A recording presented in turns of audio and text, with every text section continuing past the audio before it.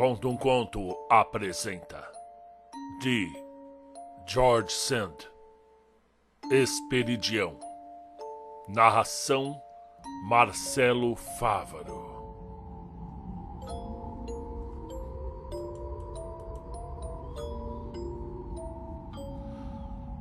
Havia 3 noites que eu não dormia. Na quarta, por volta da meia-noite, peguei uma tesoura, uma lanterna, uma alavanca e penetrei sem ruído numa igreja, decidido a ver o esqueleto e a tocar as ossadas que havia 6 anos que minha imaginação revestia de forma celeste e que minha razão ia restituir ao eterno vazio, contemplando-as com calma. Cheguei à pedra do Hickrest, ergui-a sem muito esforço e comecei a descer a escada.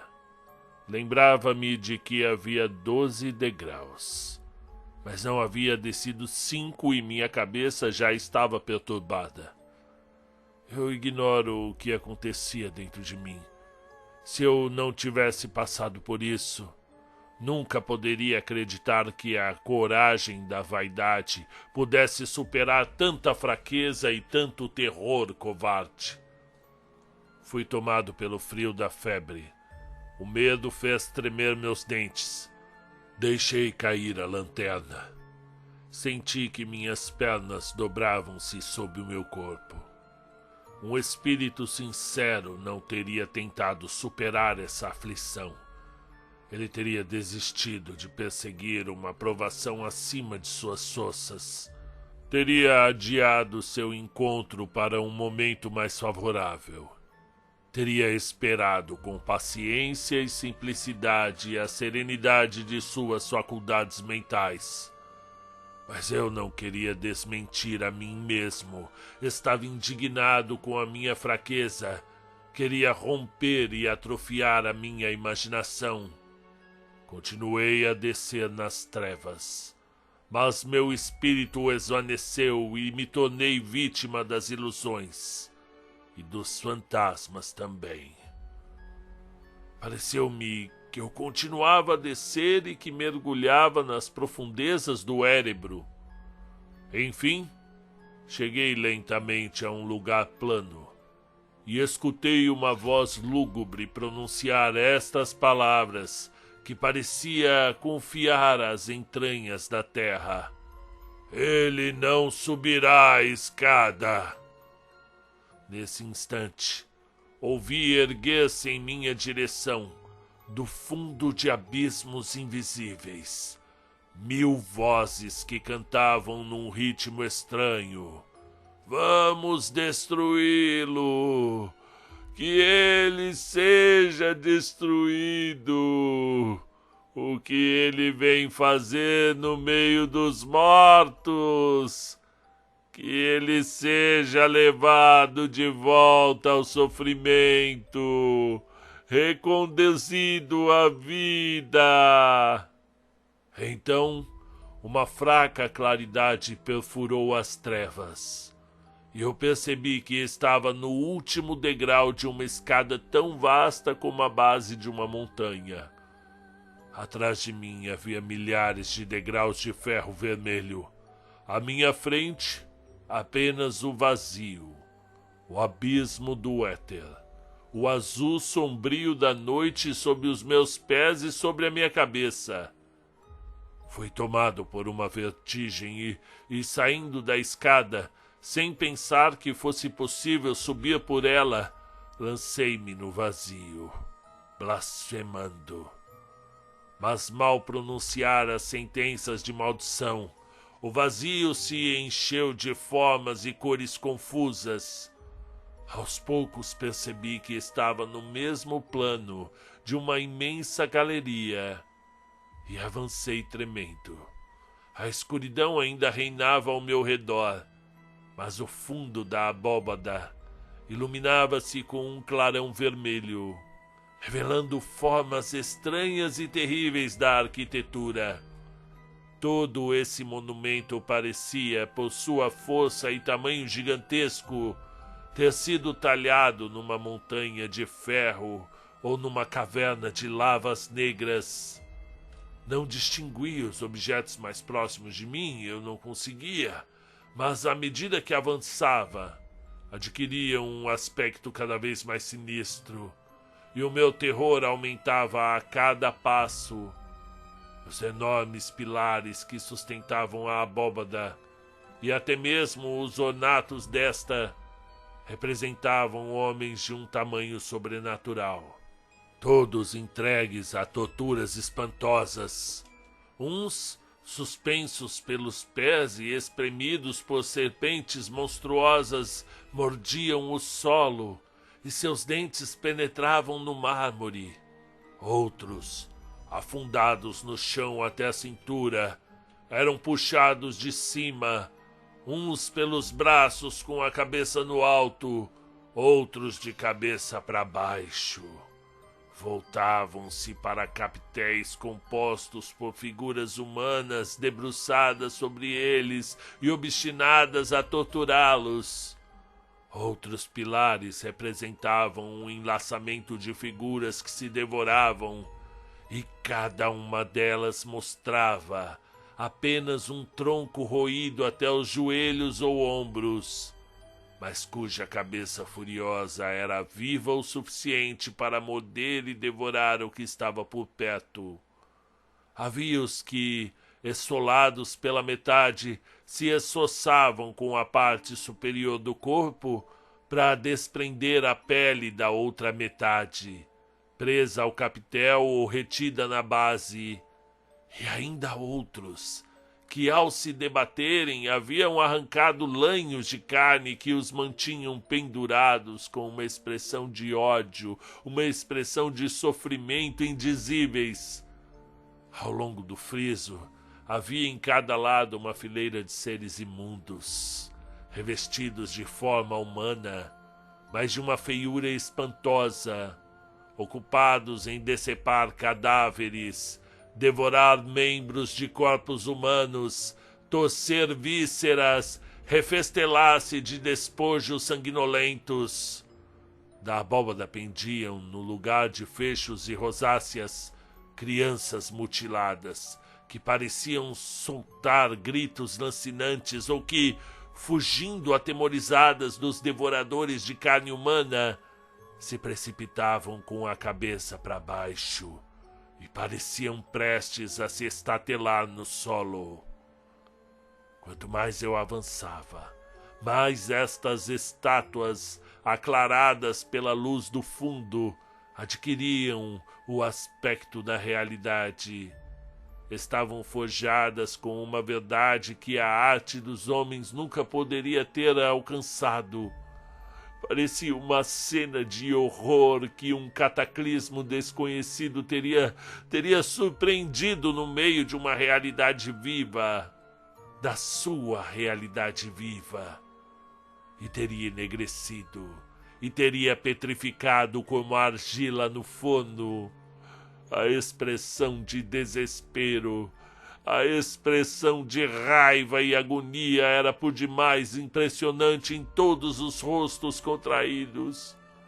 O movimento ou a tensão dos músculos, a exasperação da luta, o frêmito da carne enfraquecida eram reproduzidos com tanta exatidão que era impossível suportar a cena sem desgosto ou terror.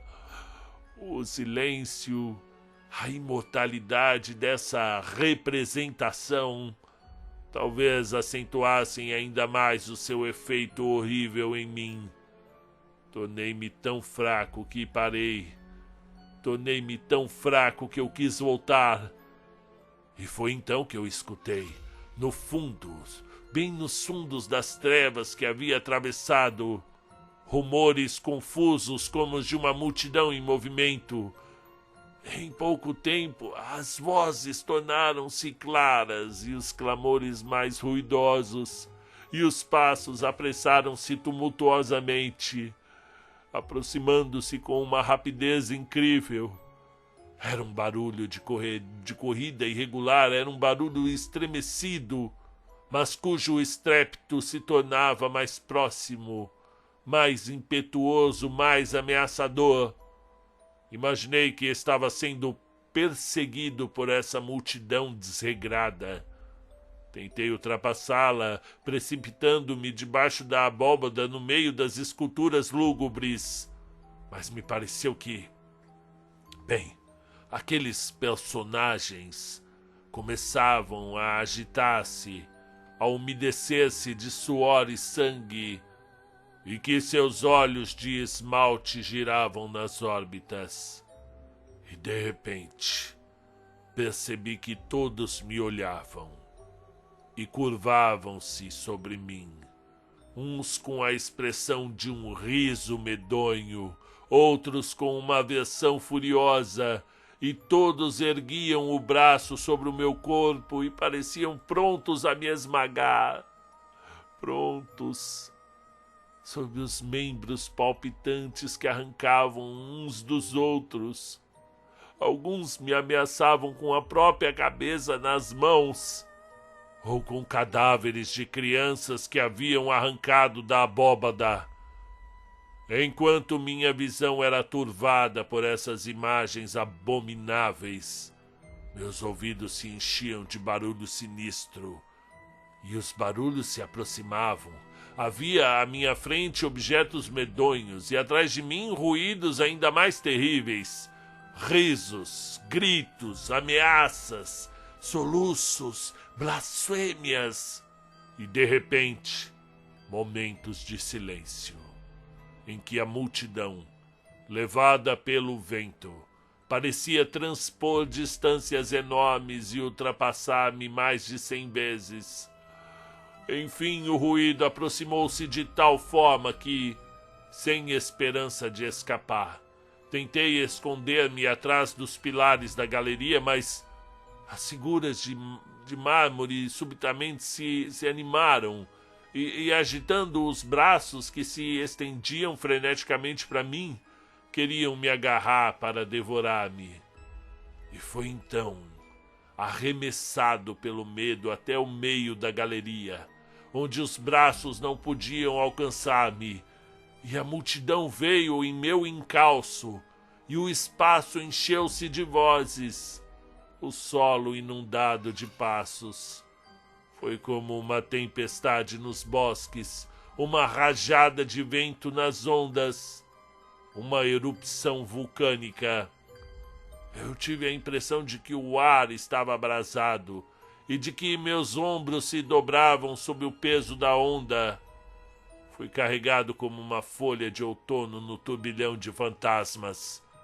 Todos usavam vestes negras.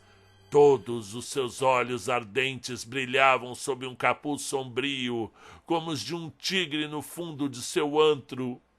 Havia os que pareciam mergulhados num desespero sem limite, os que se entregavam a uma alegria insensata ou feroz, e outros cujo silêncio selvagem me dava calafrios, me amedrontava ainda mais. À medida que avançavam, as figuras de bronze e de mármore agitavam-se e se contorciam com o tamanho essosso que acabavam por se livrar de sua terrível constrição, por se desprender do solo que lhes acorrentava os pés, por arrancar os braços e os ombros da cornija. Os mutilados da abóbada também se desprendiam e se arrastavam como cobras ao longo das paredes.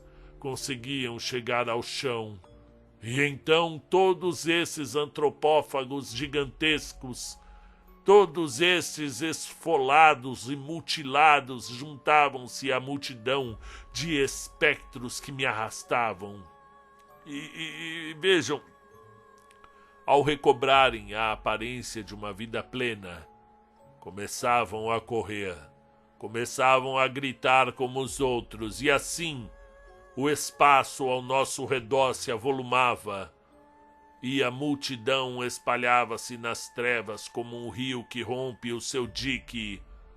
Mas o clarão longínquo ainda a atraía e a guiava. Subitamente essa claridade pálida ficou mais viva, e eu vi que havíamos chegado ao fim.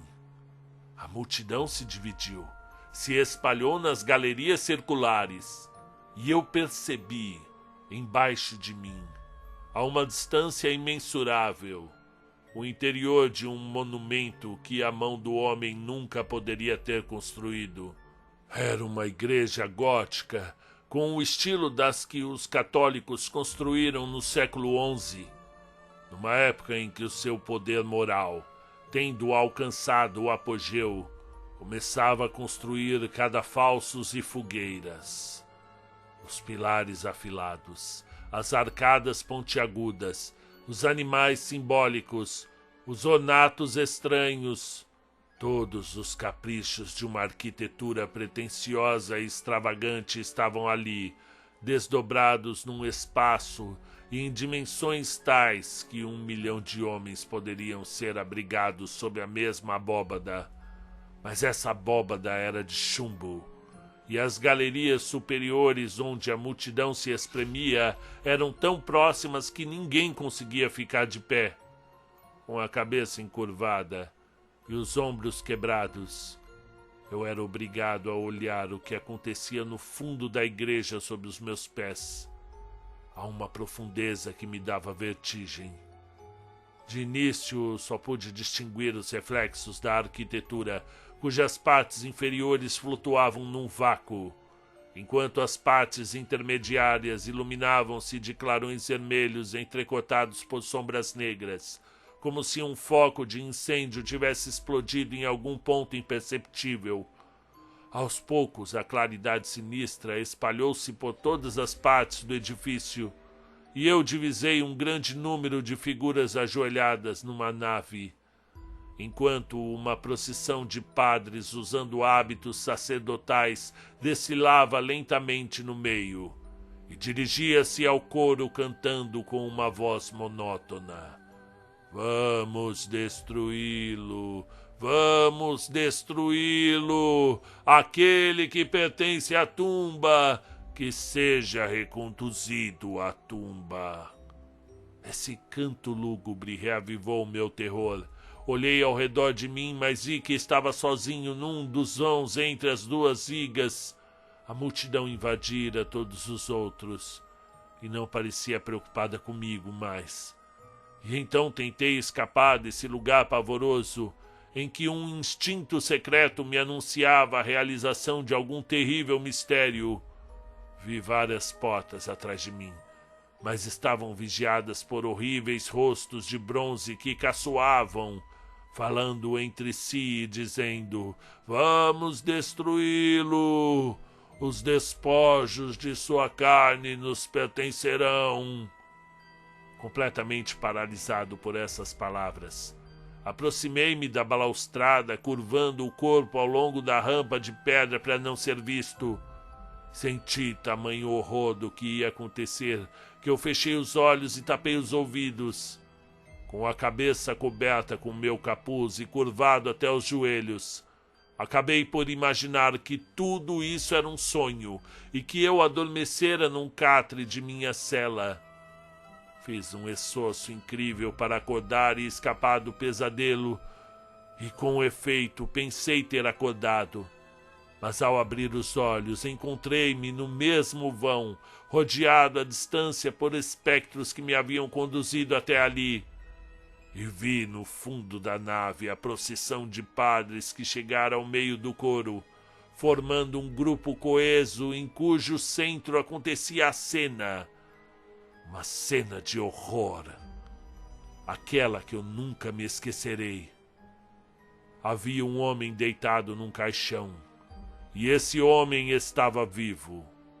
Ele não se lamentava, ele não mostrava nenhuma resistência, mas soluços sufocantes escapavam do seu peito, e seus suspiros profundos, acolhidos por um silêncio morno, perdiam-se sob a abóbada que os devolvia à multidão insensível. Perto dele, vários padres munidos de martelos e pregos iam enterrá-lo assim que lhe arrancassem o coração. Com os braços sanguinolentos e enterrados no peito entreaberto do mártir, cada um vinha a remexer e torcer em vão as entranhas do homem. Ninguém podia arrancar seu coração invencível, pois um feixe de diamante parecia protegê-lo. De vez em quando os carrascos deixavam escapar um grito de raiva e as imprecações misturadas com vaias respondiam do alto das galerias. Durante essas abominações, a multidão prosternada na igreja permanecia imóvel, numa atitude de meditação e recolhimento. E então um dos carrascos se aproximou todo ensanguentado da balaustrada que separa o coro da nave e disse aos seus homens ajoelhados: almas cristãs, fiéis, fervorosos e puros, ó meus irmãos bem-amados, orai, redobrai súplicas e lágrimas, a fim de que o milagre se realize e vocês possam comer a carne e beber o sangue de Cristo, vosso divino Salvador. E os fiéis passaram a rezar em voz baixa, a golpear o peito e espalhar cinzas de suas faces, enquanto os carrascos continuavam a torturar sua presa. E a vítima murmurava, chorando estas palavras: oh meu Deus, livra essas vítimas da ignorância e da impostura. Parecia que um eco da abóbada, como uma voz misteriosa, trazia esses lamentos aos meus ouvidos. Estava tão paralisado pelo medo que, em vez de lhe responder e aumentar minha voz contra os carrascos, apenas me dedicava a espiar os movimentos dos que me cercavam, com a esperança de que não despejassem sua raiva contra mim, vendo que eu não era um deles. E depois tentei despertar, e durante alguns segundos minha imaginação me conduziu a cenas alegres. Numa bela manhã eu me via sentado na cela, rodeado pelos meus livros preferidos. Mas um novo suspiro da vítima me arrancava dessa visão doce, e de novo me encontrava diante de uma interminável agonia, diante de carrascos incansáveis. Olhava o paciente e parecia que ele se transformava a cada instante. Não era mais o Cristo, e sim Abelardo. E depois Jan Hus, e em seguida Lutero. Eu me livrava desse espetáculo de horror e parecia rever a claridade do dia, fugindo com leveza e rapidez para o meio de uma agradável área campestre. Mas um riso feroz vindo de perto de mim me tirava com um sobressalto dessa doce ilusão, e eu percebia Esperidião no ataúde, lutando contra os infames que esmagavam seu coração, sem conseguir apoderar-se dele. Depois não era mais Esperidião, e sim o velho Fulgêncio, que me chamava e dizia: Alexis, meu filho Alexis, tu então vais me deixar morrer? Mal acabou de pronunciar meu nome, vi em seu lugar no caixão meu próprio rosto, o peito entreaberto, o coração rasgado por unhas e tenazes. No entanto, eu continuava escondido atrás da balaustrada, entregue à angústia da agonia e contemplando um outro que era eu mesmo. E então eu senti que ia desmaiar. Meu sangue congelou nas veias, um suor frio jorrava de todos os membros, e eu suportei na própria carne todas as torturas infligidas ao meu espectro. Tentei reunir o pouco de força que me restava e, por minha vez, evocar Esperidião e Fulgêncio. Meus olhos se fecharam e minha boca murmurou palavras de que meu espírito não tinha mais consciência, mas quando reabri os olhos, vi perto de mim uma bela figura ajoelhada numa atitude calma. A serenidade repousava em seu rosto largo, e seus olhos não ousavam baixar para o meu suplício. Ele tinha o olhar dirigido para a abóbada de chumbo, e notei que acima de sua cabeça a luz do céu penetrava por uma ampla abertura. Um vento fresco agitava levemente os anéis dourados do seu belo cabelo. Havia em seus traços uma melancolia inefável, misturada com desespero e piedade. Ó tu, cujo nome conheço, falei em voz baixa. Tu que pareces invisível a estes fantasmas medonhos e que ousas dirigir-te somente a mim que te conhece, que te ama. Salva-me desses horrores, livra-me desse suplício. Ele se virou para mim e me olhou com os olhos claros e profundos que pareciam ao mesmo tempo lamentar e desprezar a minha fraqueza. Depois, com um sorriso angelical, estendeu a mão e toda a visão recolheu-se nas trevas. E então, apenas escutei sua voz amiga, que me disse assim: tudo o que pensaste ver aqui existe apenas na tua cabeça. Tua imaginação sozinha forjou o sonho horrível contra o qual tu te debateste. Que isto te ensine a humildade e te lembre da fraqueza do teu espírito antes de tentares fazer o que ainda não és capaz de executar. Os demônios e fantasmas são criações do fanatismo e da superstição. Para que te serviu toda a filosofia, se ainda não sabes distinguir as puras revelações que o céu concede, as revelações das visões grosseiras evocadas pelo medo?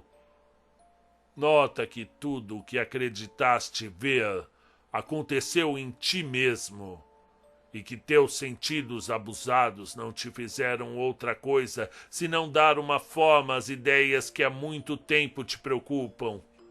Viste nesse edifício formado de figuras de bronze e de mármore, ora devoradoras, ora devoradas. Um símbolo das almas que o catolicismo embruteceu e mutilou. Uma imagem dos combates que as gerações consagraram à igreja profanada, devorando-se entre si, restituindo umas às outras o mal que haviam suportado. Essa onda de fantasmas furiosos que te arrastou é a incredulidade, é a desordem, o ateísmo, a preguiça, o ódio, a cupidez, a inveja, todas as paixões maléficas que invadiram a igreja quando a igreja perdeu a fé. E esses mártires cujas entranhas os príncipes da igreja disputavam eram os cristos, os mártires da nova verdade, os santos do futuro atormentados e dilacerados até o fundo do coração pelos impostores, pelos invejosos e traidores. Tu mesmo, movido por um instinto de nobre ambição, tu te viste deitado nesse cenotáfio ensanguentado, aos olhos de um clero infame e de um povo imbecil, mas foste duplicado aos teus próprios olhos. E enquanto a metade mais bela do teu ser suportava a tortura com perseverança e recusava entregar-se aos fariseus, a outra metade, egoísta e covarde, se escondia na sombra e, para escapar aos seus inimigos, deixava a voz do velho Fulgêncio expirar sem eco. E foi assim, ó Alexis, que o amor à verdade soube preservar tua alma das paixões vis do povo. Mas foi assim, ó monge, que o amor ao bem-estar e ao desejo de liberdade te tornaram cúmplice do triunfo dos hipócritas, com quem estás condenado a viver. Vamos, acorda e procura na virtude a verdade que pudeste encontrar na ciência. Mal acabou de falar, despertei. Eu estava na igreja do convento, estirado sobre a pedra do Iquieste, ao lado da cova entreaberta. Amanhecera, os pássaros cantavam alegremente ao redor dos vitrais. O sol nascente projetava um clarão de ouro e púrpura no fundo do coro. Vi nitidamente a pessoa que se dirigira a mim ingressar nesse clarão e apagar-se como se fosse conduzida por uma luz celeste. Sentia-me abatido por um sono de morte, e meus membros estavam entorpecidos pelo frio da tumba. O sino batia as matinas. Apressei-me em recolocar a pedra sobre a cova, e pude sair da igreja antes que alguns devotos fervorosos, que não dispensavam os ofícios da manhã, entrassem no templo. Fim do conto. Tradução de Milton Ratum. E agora com vocês. Não me mate! Eu sou apenas o narrador. George Sand, Esperidião. Então o narrador aqui, o Alexis, está há 3 noites sem dormir. Está na igreja, né? Ele vai, e as igrejas antigas têm as covas dentro delas, né? E ao redor. É só você visitar aí algumas igrejas do coloniais, do barroco mineiro, você vai ver que no próprio onde você entra ali na igreja, você já está pisando em cima de covas ali. Claro, né? São túmulos muito antigos, geralmente são de clérigos, né? São pessoas do clero, um bispo, um padre ali que foi enterrado ali, foi sepultado dentro da igreja, né? Era uma pessoa muito importante, tinha que ficar dentro da igreja. E esses templos são fantásticos de se visitar hoje, deve ter muito na Europa, né? E aí ele consegue abrir ele chega uma pedra, né? Abre a cova e entra e vai descendo por uma escadaria, e lá dentro ele presencia os maiores horrores. Muito forte esse conto aqui, gostei.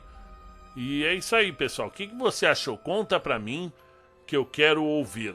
Até a próxima.